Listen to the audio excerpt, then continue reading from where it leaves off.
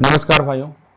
कल की क्लास में हम लोग देख रहे थे मौर्य वंश और गुप्त वंश। तो गुप्त वंश में एक दो क्वेश्चन छूट गए थे जो काफ़ी इंपॉर्टेंट काम आ गया था। तो हम आज देखते हैं 55 नंबर। ये गुप्त वंश से संबंधित है। खगोलविद वराहमिहिर और कवि कालिदास किसके दरबार का हिस्सा थे? तो कौन थे वो? तो यहाँ पर होगा विक्रमादित्य। चंद्रगुप्त द्वितीय को ही विक्रमादित्य कहा जाता था, आपको मैंने कल की क्लास में बताया था। खगोलविद वराहमिहिर और कवि कालिदास चंद्रगुप्त द्वितीय के दरबार में रहते थे। 375 से 415 ईस्वी के शासनकाल में प्रमुख कवि थे। समुद्रगुप्त का उत्तराधिकारी चंद्रगुप्त द्वितीय था और चंद्रगुप्त द्वितीय का अन्य नाम देवगुप्त, देवराज, देवश्री तथा उपाधियां विक्रमांक, विक्रमादित्य, परम भागवत थी। चंद्रगुप्त विक्रमादित्य के दरबार में 9 विद्वानों का मंडली निवास करता था, जिनके नाम क्रमशः कालिदास, धन्वंतरी, छपड़क, अमर सिंह, शंकु, बेताल भट्ट, घटकरपर, वराहमिहिर और बारुचि। ठीक है, इतने थे। विक्रम संवत कब से चलाया गया है? तो 57 ईसा पूर्व के बाद जो है विक्रम संवत चलाया गया था। विक्रम संवत अत्यंत प्राचीन संवत है और विक्रम संवत के प्रणेता सम्राट चंद्रगुप्त विक्रमादित्य या चंद्रगुप्त द्वितीय थे। उनको माना जाता है जिन्होंने शकों के पर विजय के प्रतीक के रूप में इस संवत की स्थापना की थी। तो विक्रम संवत कब था? 57 ईसा पूर्व में था। विक्रमादित्य प्रणेता थे इसके। शक संवत कब था? तो 78 ईस्वी को शक संवत कहा जाता है। ये कनिष्क इसके प्रणेता थे। हिजरी संवत कब कहा जाता है? तो 622 ईस्वी में पैगंबर मोहम्मद साहब ने हिजरी संवत की शुरुआत की थी। हमारा 7 नंबर का टॉपिक आज हर्षवर्धन है। कल की 2 क्वेश्चन हमारे छूटे हुए थे गुप्त वंश से, तो हमने आज इसको कंप्लीट कर दिया। लेकिन ये टॉपिक जो होगा हर्षवर्धन के नाम से ही चलेगा। तो हर्षवर्धन के शासनकाल के दौरान निम्नलिखित में से कौन सी नई राजधानी थी जो थानेश्वर से स्थानांतरित की गई थी? तो यहाँ पर होगा डी, कन्नौज। इसको महोदय श्री के नाम से भी जाना जाता था। हर्षवर्धन प्राचीन उत्तर भारत का एक सम्राट था प्राचीन में, जिसने 606 ईस्वी से लेकर 647 तक शासन किया। यह पुष्यभूति वंश का था और इसने अपने शासनकाल में अपनी राजधानी थानेश्वर से कन्नौज स्थानांतरित की थी। कन्नौज का अन्य नाम कान्यकुब्ज या महोदय श्री था। ठीक है। 58 नंबर का क्वेश्चन है। हर्षवर्धन ने 5 इंडीज को अपने नियंत्रण में लिया था। इनमें से 5 इंडीज कौन था? मतलब 5 जो है इंडीज थे, उसको अपने नियंत्रण में लिया था। तो कौन थे? यहाँ पर बी वाला आंसर सही हो जाएगा। पंजाब, कन्नौज, बंगाल, बिहार और उड़ीसा, ये कन्नौज के अंडर में थे। हर्षवर्धन पुष्यभूति वंश का एक महान राजा था। इसने 606 से 647 ईस्वी तक शासन किया। इसके नियंत्रण में 5 इंडीज पंजाब, कन्नौज, बंगाल, बिहार और उड़ीसा था। तो बंगाल, बिहार, उड़ीसा तो एक ही में था। बाकी कन्नौज आप और पंजाब याद कर लीजिए। तो हर्षवर्धन ने कन्नौज को राजधानी बनाया और यह एक अच्छा नाटककार और कवि था। इसने नागानंद, रत्नावली और प्रियदर्शिका नाम से नाटक की रचना की थी। ठीक है।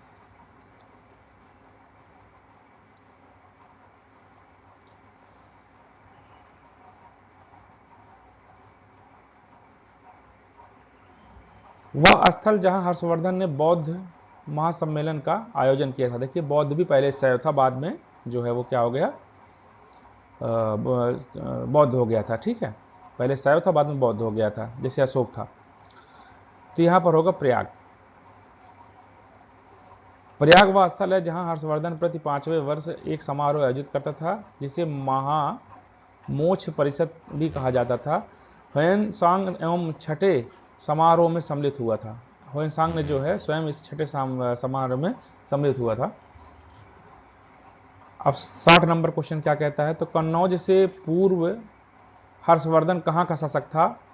तो यहाँ पर देखिए D is the right answer, Thaneshwar था। हर्षवर्धन अंतिम हिंदू सम्राट था जिसने समस्त उत्तरी भारत पर राज्य किया। राजवर्धन की हत्या के पश्चात हर्षवर्धन 606 में थानेश्वर के सिंहासन पर बैठा था। बाद में उसने कन्नौज को अपनी राजधानी बना लिया। तो ये है हर्षवर्धन के बारे में। ये छोटा छोटा टॉपिक है, क्योंकि पूर्णतः जो है इस बारे में बोलना ठीक नहीं है। अब देखिए हमारा अगला टॉपिक 8 नंबर का टॉपिक जो है क्या है, राजपूत काल। तो राजपूत काल काफ़ी इंपॉर्टेंट क्वेश्चन हैं, तो चलिए देखते हैं यहाँ पे। क्योंकि यहाँ से आमतौर पर जो खिलजी हैं, तुगलक हैं, यहीं से क्वेश्चन से पूछे जाते हैं। जैसे 1191, 1192 में क्या क्या हुआ था और मोहम्मद गौरी ने तराइन का युद्ध कब हुआ था, सब चीज़ें पूछी जाती। चलिए देखते हैं हम आप यहाँ पर बात करने से क्या मतलब होता है। तो 61 नंबर क्वेश्चन में देखिए, 12वीं शताब्दी के आरंभ में दिल्ली पर किसका शासन था? तो ये होगा आपका ए तोमर वंश। 12वीं शताब्दी के आरंभ में दिल्ली पर तोमर वंश का शासन था। अनंगपाल तोमर दिल्ली में तोमर वंश के संस्थापक थे। ठीक है। 62 नंबर क्वेश्चन क्या कहता है कि जयचंद की विश्वासघात के कारण पृथ्वीराज चौहान की पराजय हुई थी। आपको पता होगा कि जयचंद की पुत्री थी संयोगिता, और पृथ्वीराज चौहान और संयोगिता का प्रकरण के कारण ऐसा हुआ था। तो कालांतर में जयचंद कहाँ और कब मारा गया था? तो चंदावर की युद्ध 1193 में जयचंद मारा गया था। 1191 में तराइन का फर्स्ट युद्ध हुआ था जिसमें गौरी हारा था। 1192 में कौन हारा था? तो 1192 पृथ्वीराज चौहान हारा था। ठीक है, गौरी जीता था। तो चंदावर का युद्ध 1194 में मोहम्मद गौरी और कन्नौज के राजा जयचंद के बीच लड़ा गया था, जहां जयचंद की हार हुई और वह मारा गया था। ठीक है, आगे 63 नंबर क्वेश्चन देखते हैं। निम्न में से कौन से वंश ने भारत के दक्षिण भाग पर शासन नहीं किया? तो यहाँ पर होगा राजपूत वंश। चोल भी थे, चेर भी थे और पांड्य भी थे, ये तीनों थे, तो इसमें कोई बात ही नहीं है। राजपूत वंश ने भारत के दक्षिण भाग पर शासन नहीं किया। 7वीं से 12वीं शताब्दी के तक काल को राजपूत काल भी कहा जाता है। इस काल के 6ठी शताब्दी ईसा पूर्व तक हर्षवर्धन का काल था। मतलब शताब्दी ईसा पूर्व नहीं, 6ठी शताब्दी में, ईसा पूर्व नहीं, 6ठी शताब्दी में किसका शासन था? हर्षवर्धन का काल था। और 7वीं से 12वीं शताब्दी तक राजपूतों का काल था उत्तर भारत में। इस काल के में महत्वपूर्ण राजपूत वंशों में राष्ट्रकूट वंश, चालुक्य वंश, चौहान वंश, चंदेल वंश, परमार वंश, प्रतिहार वंश, गढ़वाल वंश आदि आते हैं। राजपूत वंश में भारत के उत्तर भाग पर शासन किया, जैसे कि राजस्थान, दिल्ली, पंजाब, मध्य प्रदेश आदि क्षेत्रों में। ठीक है, तो ये देखिए छोटे छोटे टॉपिक हैं, आशा करता हूँ आपको पसंद आ रहा होगा। और मैं आपको बताया था कि 19 से 20 मिनट का मेरा जो होगा वीडियो होगा, तो मैं जितने भी टॉपिक होंगे वहाँ खींचते हुए लेकर के चलूँगा। तो मैं वीडियो एंड नहीं करूँगा, 4 से 5 मिनट का वीडियो डाल दो। अब यहाँ पर आ गया सल्तनत काल। देखिए पूरे के पूरे इतिहास को पट ने इस हिसाब से, मतलब यूथ कंपटीशन ने इसको मॉडिफाई किया हुआ है कि सीधा आपको सल्तनत काल में भेज दिया गया। तो दिल्ली सल्तनत के निम्नलिखित राजवंशों में से किसने सबसे कम अवधि तक शासन किया था? ठीक है, एक है खिलजी वंश, दूसरा लोधी वंश, तीसरा सैयद वंश और चौथा तुगलक वंश। तो इसका एलिब्रेशन देखते हैं यहाँ पे। उत्तर होगा यहाँ पर क्या? खिलजी वंश शायद, देख एक सेकंड का, खिलजी वंश। ठीक है, हमको लग भी रहा था खिलजी है। तो दिल्ली सल्तनत के राजवंशों में सबसे कम अवधि तक खिलजी राजवंश ने शासन किया। खिलजी वंश ने दिल्ली की सत्ता 1290 से 1320 ईस्वी तक, 1290 मतलब 10 साल इसमें, और 30 साल तक इसमें शासन किया गया था। जलालुद्दीन फिरोज खिलजी वंश का संस्थापक था। दिल्ली के खिलजी सुल्तानों में अलाउद्दीन खिलजी 1296 से 1316 ईस्वी तक सबसे प्रसिद्ध और योग्य शासक था, और इसे सिकंदर सानी की उपाधि ली थी। ठीक है, 65 नंबर देखिए, कुतुब उद्दीन ऐबक किस राजवंश का संस्थापक था? तो गुलाम वंश इज द राइट आंसर होगा। ठीक है, गुलाम वंश का संस्थापक 1206 में कुतुबुद्दीन ऐबक ने किया था। यह गौरी का गुलाम था। यह दिल्ली के पहला तुर्क शासक था। इसने लाख बख्श की उपाधि भी धारण की थी, इसे लाख बख्श भी कहा जाता था। कुतुबुद्दीन ऐबक ने अपनी राजधानी लाहौर में बनाई थी। कुतुब मीनार की नींव कुतुबुद्दीन ऐबक ने डाली। दिल्ली के कुव्वतुल इस्लाम मस्जिद तथा अजमेर में 2.5 दिन का झोपड़ा नामक मस्जिद का निर्माण कुतुबुद्दीन ऐबक ने ही करवाया था। ठीक है, तो ये हुआ। और 1296 से 1316 तक कौन बैठा था? तो अलाउद्दीन खिलजी बैठा था। और यहाँ पर देखिए 1206 में कौन बैठा था? तो 1206 में जो है आपका कुतुबुद्दीन ऐबक बैठा हुआ था। ठीक है, अब भारत के शासन क्रम में भारत के शासन करने वाले दिए गए शासकों का कालानुक्रम सही कीजिए। तो शेरशाह सूरी, तो ये बात का है, अकबर पहले आया था, उसके बाद शेरशाह सूरी पहले आया था, उसके बाद अकबर आया था। क्योंकि शेरशाह सूरी ने हुमायूं को हराया था। हुमायूं अकबर का पिता है, तो शेरशाह सूरी पहले आ जाएगा।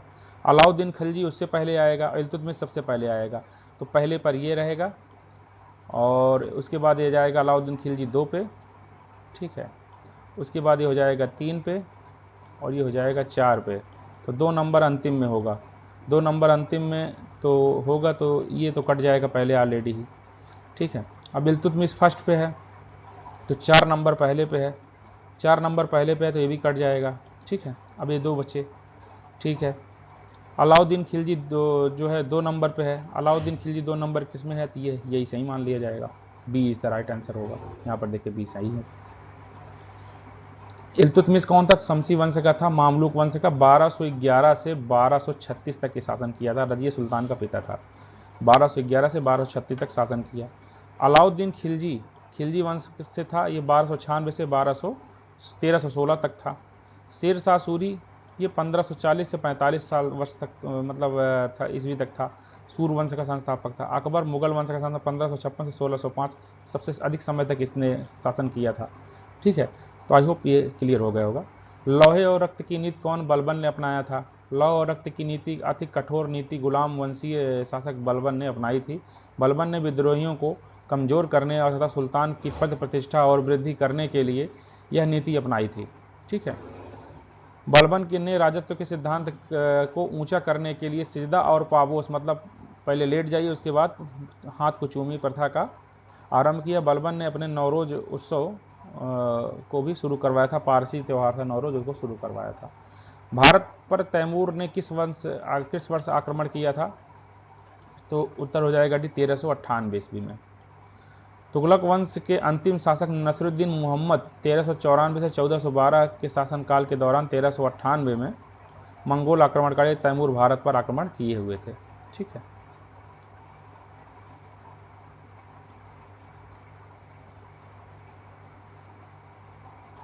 उनहत्तर नंबर क्वेश्चन देखिए, किस शासक ने भारत में तुगलक वंश की नींव रखी थी, तो यहां पर उत्तर होगा गियासुद्दीन तुगलक। तुगलक वंश का संस्थापक गाजी मलिक गियासुद्दीन तुगलक था। इसके संबंध करोना जनजाति से थे, वही करोना जो आज आया हुआ है। गाजी मलिक 8 सितंबर 1320 में गद्दी पर बैठा है। इसने सिंचाई के लिए कुएं और नहरों का निर्माण करवाया था। इसने तुगलकाबाद नगर नामक नगर की स्थापना की थी। इस वंश में 3 योग्य शासक हुए, गियासुद्दीन, उसका पुत्र मोहम्मद बिन तुगलक और उसका उत्तराधिकारी फिरोज तुगलक, तीनों योग्य थे। 70 नंबर क्वेश्चन क्या कहता है, दिल्ली में अलाउद्दीन खिलजी के शासनकाल की अवधि क्या थी, तो 1296 से 1316, ये पहले सही है। दिल्ली में अलाउद्दीन खिलजी के शासनकाल की अवधि 1296 से 1316 थी। उसका साम्राज्य अफगानिस्तान से लेकर उत्तर भारत तक फैला हुआ था। अलाउद्दीन खिलजी दिल्ली सल्तनत के खिलजी वंश का दूसरा शासक था। अलाउद्दीन खिलजी के प्रमुख विजय अभियान निम्नलिखित थे। गुजरात विजय 1298, जैसलमेर विजय 1298, रणथंभौर विजय 1301, चित्तौड़ आक्रमण 1303, ठीक है। ये इसके विजय थे। खिज्र खान निम्नलिखित में से किस राजवंश का संबंधित था, तो सैयद वंश से खिज्र खान था। खिज्र खान दिल्ली सल्तनत के सैयद वंश में 1414 से 1451 ईस्वी तक संस्थापक था और इसने मंगोल आक्रमणकारी तैमूर को सहयोग से प्रदान था। इसको मतलब मंगोल आक्रमणकारी तैमूर को सहयोग प्रदान किया था। बदले में तैमूर ने इसे लाहौर, मुल्तान और दीपालपुर की सूबेदारी सौंपी थी। ध्यातव्य है कि खिज्र खां ने सुल्तान की उपाधि धारण नहीं की थी, बल्कि रैयत ए आला की उपाधि से ही वह संतुष्ट रहा। उसके बाद 72 नंबर क्वेश्चन देखिए, भारत में सिकंदर लोदी का शासनकाल कब से कब तक माना जाता है, तो यहाँ पर सी इज़ द राइट आंसर होगा 1498 से 1517, 1489 से 1517 ईस्वी तक जो है ये किसका था, सिकंदर लोदी का शासनकाल था। सिकंदर लोदी 1489 से 1517 में बहलोल लोदी का पुत्र एवं उत्तराधिकारी था। इसका मूल नाम निज़ाम खान था और यह 17 जुलाई 1489 को सुल्तान सिकंदर शाह की उपाधि से दिल्ली के सिंहासन पर बैठा। वह स्वर्णकार हिंदू माँ की संतान था। धार्मिक दृष्टि से सिकंदर लोदी असहिष्णु था। गले की बीमारी के कारण 21 नवंबर 1517 में मृत्यु हो गई थी, ठीक है। उसके बाद 73 नंबर क्वेश्चन देखिए, अलाउद्दीन खिलजी द्वारा बनाया गया प्रसिद्ध अलाई दरवाज़ा कहाँ पर स्थित है, तो यहाँ पर देखिए, यहाँ आंसर होगा यहाँ पे बी इज़ इस्लामी, बी आंसर होगा। इस्लामी वास्तुकला का रत्न कहा जाने वाला अलाई दरवाज़ा नई दिल्ली में सबसे पुराने स्थापत्यों में से एक है। इसका निर्माण खिलजी वंश के दूसरे शासक अलाउद्दीन खिलजी द्वारा 1311 में किया गया था। आपको पता होगा कि 1296 से 1316 तक शायद बैठा हुआ था ना, 11 में बनवाया था इसने। 74 नंबर क्वेश्चन देखिए, दिल्ली में कुतुब मीनार दुनिया का सबसे ऊंचा ईंट का बना मीनार है। इनमें से कौन से राजा ने इसका निर्माण योगदान नहीं दिया था? तो इसमें अलाउद्दीन खिलजी ने इसका निर्माण नहीं करवाया था, बाकी कुतुबुद्दीन ऐबक ने इसका निर्माण करवाया था, इल्तुतमिश ने भी इसका निर्माण किया, फिरोज शाह तुगलक ने भी करवाया था। कुतुब मीनार ईंट किससे निर्मित ऊंची मीनार है? डिस्टर्बेंस हो रहा है। इसका निर्माण कुतुबुद्दीन ऐबक ने दक्षिणी दिल्ली में करवाया था। इसका मूल नाम योजना इस्लामी है। इसकी मूल योजना इस्लामी है। प्रारंभ में इसका प्रयोग अजान के लिए किया जाता था, परंतु बाद में इसे कीर्ति स्तंभ में माना गया और ऐबक ने कुतुब मीनार की 1 मंजिल का निर्माण करवाया था। इल्तुतमिश ने इसमें 3 और मंजिल का निर्माण करवाया। फिरोज शाह तुगलक ने के समय आकाशीय बिजली गिर जाने से 4थी मंजिल नष्ट हो गई थी। परिणाम स्वरूप फिरोज शाह तुगलक ने 2 छोटी छोटी मंजिलों का और अलग से निर्माण करा के कुतुब मीनार के 5 मंजिला बना दिया था। ठीक है, उसके बाद यहाँ पर देखिए तारीख ए फिरोज शाही के लेखक कौन है? तो उत्तर होगा जियाउद्दीन बर्नी। ये आज हमारा अगली अंतिम टॉपिक रहेगा। तो जियाउद्दीन बर्नी 1285 से 1357 के एक इतिहासकार था। इसने अपनी पुस्तक में अलाउद्दीन खिलजी, मोहम्मद बिन तुगलक, फिरोज शाह तुगलक और शासन का जिक्र किया था। मतलब 3 लोगों का था, अलाउद्दीन खिलजी, मोहम्मद बिन तुगलक और फिरोज शाह तुगलक का जो है इन्होंने वर्णन किया था। तारीख़ फिरोज शाही जियाउद्दीन बर्नी लेखक थे। इसकी प्रसिद्धि कृति तारीख़ फिरोज शाही है और इसमें प्रसिद्ध कृति तारीख़ फिरोज शाही, जिसमें अलाउद्दीन खिलजी की आर्थिक नीति की व्यापक जानकारी मिलती है। ठीक है भाइयों, तो आज के लिए इतना ही। काफ़ी डिस्टर्बेंस होता है अगल बगल पढ़ाने में, इसलिए जो है मैं भटक जाता हूँ, तो कोई बात नहीं है, धीरे धीरे सही हो जाएगा सारी चीज़ें। तो आशा करता हूँ आप लोगों को क्लास पसंद आएगी। तब तक के लिए जय हिंद, जय भारत, नमस्कार।